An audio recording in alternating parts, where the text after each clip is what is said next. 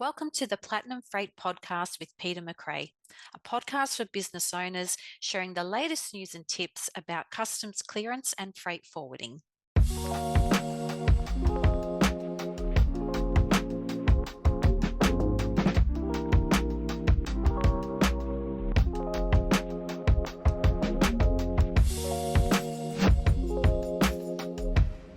Welcome to episode 6 of the Platinum Freight Podcast with Peter McRae, Customs Broker.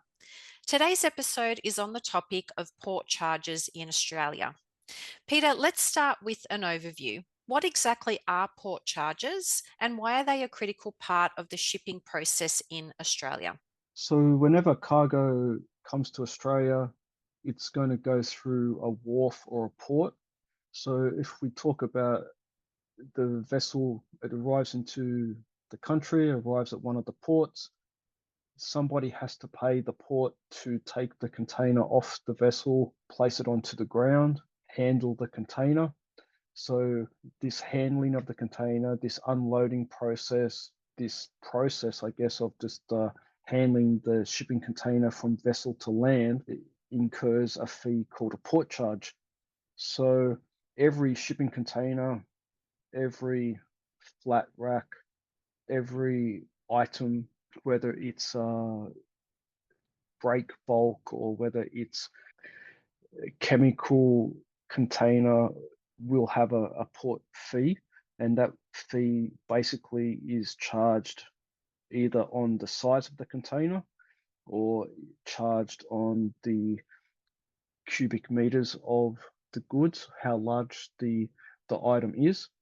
And then these port charges are then, I guess, in some respect, split. So if we have one full shipping container coming into a port in Australia, the fee would be, for example, between 700 to 900 Australian dollars.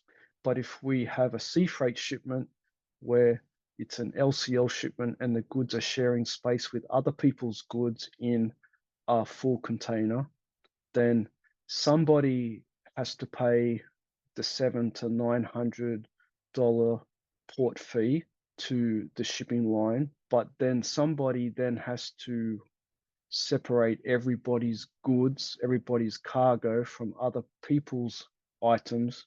So that full container is taken to an unpacked depot. Everybody's cargo is split, segregated, separated, and then each person gets invoiced a port charge for the process of taking the container from the wharf, taking the container to the unpacked depot, unpacking the container, and returning that shipping container to the wharf. So in some respect, I guess what I'm saying is that everybody contributes to the process of handling LCL cargo. Today, what I'll be talking more about is the fact that how expensive LCL port charges can be and some of the concerns that I have as a customs broker and some of the invoices that I see that importers need to pay when that LCL cargo arrives into the country. So, are these charges set by the port authority, the shipping company, or another entity? So if a full container comes into the country, and let's just say the goods are coming from country A coming to Australia, and inside that container is just one importer's goods. So the importer is not sharing space with anybody else, then the shipping line who owns the vessel will invoice the importer about 3 to 5 days before the goods arrive this port charge.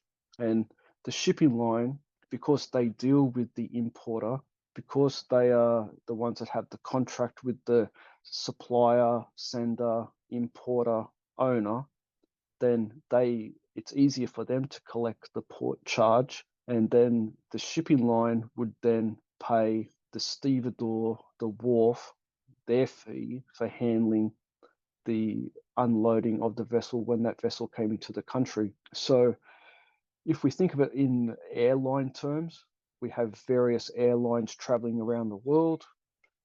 Flying from one place to another is pretty much similar with one airline compared to another. And the port charges, whether your goods are with one shipping line versus another, are pretty much similar.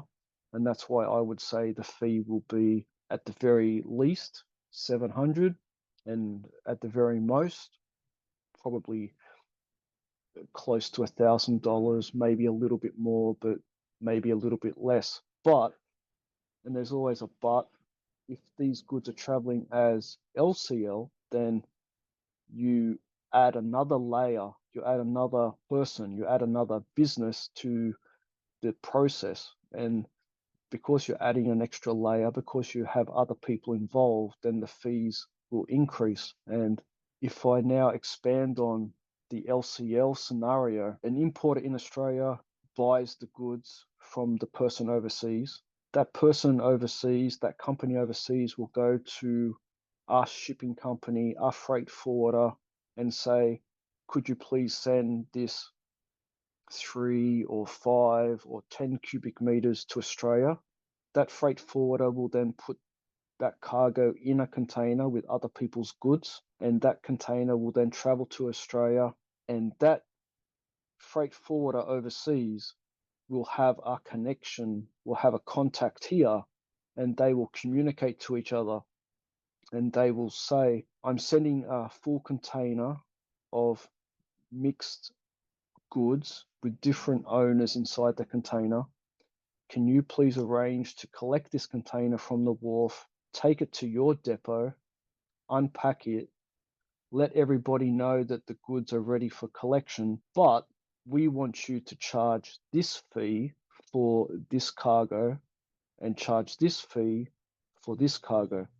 So what I'm saying is that the LCL port charges invoice that is given to the importer 3 to 7 days before the cargo arrives, those fees are dictated and set by the overseas freight forwarder that has been given the goods after the importer bought the goods from the overseas buyer.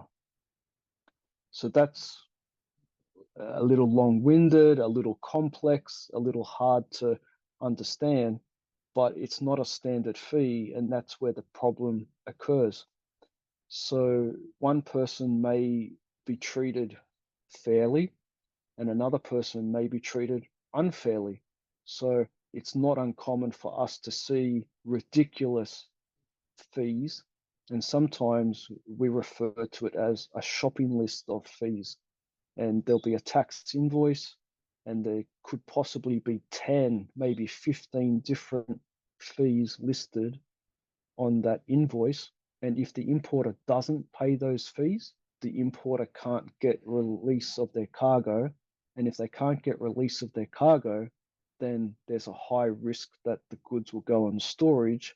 And then if the goods go on storage, then there's a large fee involved, and that fee is based on how many cubic meters the LCL cargo is. So LCL cargo, while it's economical to send by sea, and I 100% agree and support that shipping by LCL cargo is cheap, but the fees that are levied on LCL cargo are not cheap, and that's the part that a lot of importers are not aware of. And to be honest, they're not aware of this fee, and they haven't factored in the fact that this fee exists. And then a lot of times importers will say, if I knew this, I wouldn't have bought the goods from overseas. The port charges is almost like a charge that's hidden behind a curtain, but it's always wise to ask the question about what will I be charged for port charges when my goods arrive before you even buy the goods. Now, you had a recent case involving Pilates equipment where the quoted port charges seemed excessively high. Can you share a little bit about how you investigated and addressed this issue with both the supplier and the Australian freight forwarder? So a lot of times we will see third party invoices for port charges, and sometimes we're even shocked ourselves at the fees that third party freight forwarders try to charge for cargo. So one importer was bringing in 10 cubic meters, and in our mind, we say for 10 cubic meters, we think a fair rate would have been 2,500 Australian dollars plus GST. Whereas this importer had received an invoice for 4,600 Australian dollars inclusive of GST. So obviously there is a large difference. And so we straight away contacted the overseas supplier to let them know what their overseas shipping company had dictated to the Australian agent, the Australian freight forwarder, to charge for this shipment. And then there was a lot of communication, a lot of emailing. It wasn't successful. So we had hoped that the importer would have received a larger reduction in the port charges. It wasn't reduced to what we would have expected, but uh, at least the importer is aware that next time they buy 10 cubic meters, that they will make sure that the destination port charge that will be charged is spoken about before the goods are even purchased. So I think of it as like a jumper. If you're knitting a jumper and the jumper has been knitted and now you're trying to unravel the jumper, it's a little bit difficult. And it's also difficult when the goods had arrived. And it's also difficult that if this issue wasn't resolved in a short amount of time, that the goods would then go on storage. And then if the goods do go on storage at the sea freight depot, that charge would have been $500 per calendar day. So it felt like a lot of factors were working against the importer, but at least the importer knows how the situation works, and they hopefully will be in a better stance for shipment number 2. What are the risks associated with debating those port charges at a late stage in the shipping process, and how might these disputes impact storage fees and overall delivery timelines? So, in the perfect world, if we would receive that invoice from the Australian freight forwarder, we would assess what they're trying to charge the importer. As I mentioned, the freight forwarder only gives that invoice 3 to 5 days before the cargo arrives. And once the cargo arrives, it can take, say, 5 days to unpack the container.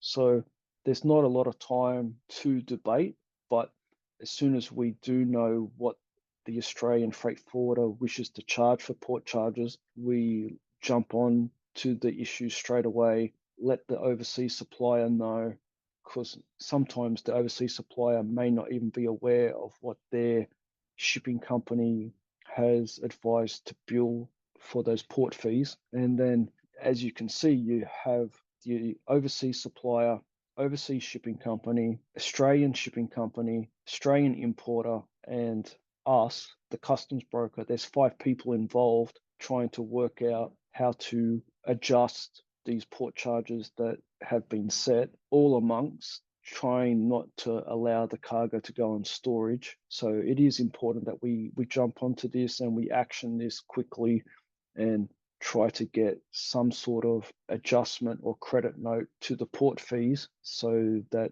the situation that we're trying to save money on doesn't have to pay money in a different area, for example, storage at the sea freight depot. And how important is it to compare quotes from different freight forwarders, and what should importers look for to avoid being overcharged? So the way that we operate, the way that we see things is we always encourage importers to reach out to us, show us the invoice for the goods that they wish to purchase. Then we would then advise them of the Australian fees. We would ask them to ask the question, what are the port charges that your overseas shipping company will tell the Australian shipping company to bill? And then once that fee is disclosed and once that fee is known, then we would say to the Australian importer, based on this scenario, this will be the fees. And then the Australian importer is fully aware of what this project is going to cost them. Whereas the longer the process down the line and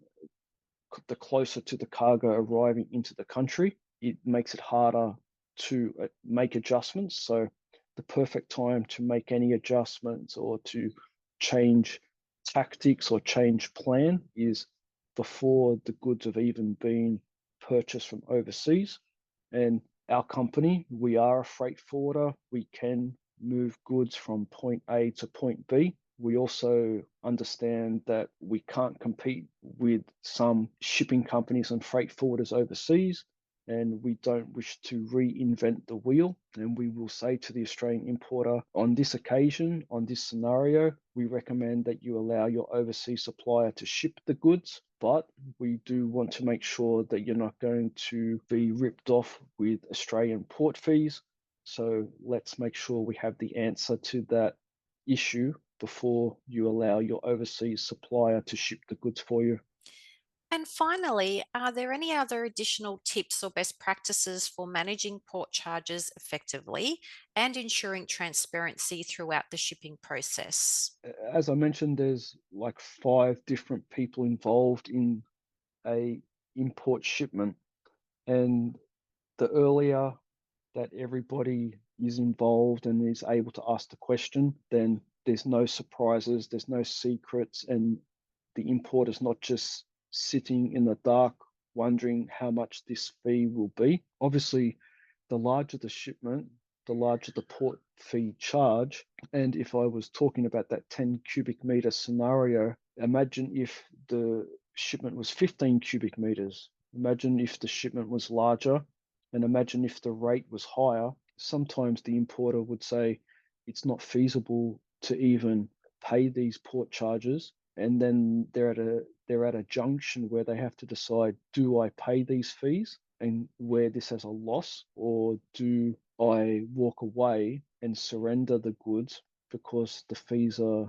too high to go forward with? But as for best practice, obviously the earlier the better, and having a customs broker look at the whole picture, the holistic picture, then there won't be any surprises for LCLC freight shipments. Thanks for sharing your insights and tips, Peter. Now, to learn more about customs clearance and freight management services, visit platinumfreight.com.au.